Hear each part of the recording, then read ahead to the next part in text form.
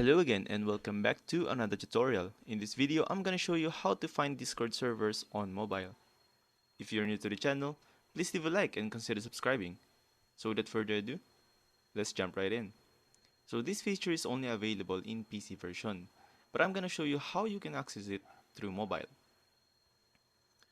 Okay, so first things first, hop in your favorite browser. I'm just gonna use Chrome.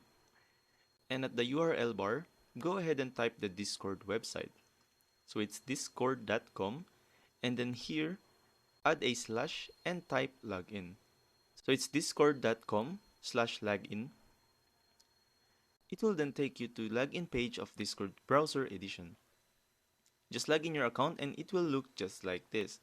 Now once you're here, as you can see here on the left side of the screen, let me just zoom in real quick. You can now see the discover button. And when you tap on it, you can see a bunch of servers in here. You can also search for the servers that you like in the search bar. So for example, let's try and join in Valorant server. Just tap on that. And at the very top, there is a button to join the server. Okay, so let's zoom in and tap, and then finish the bot verification.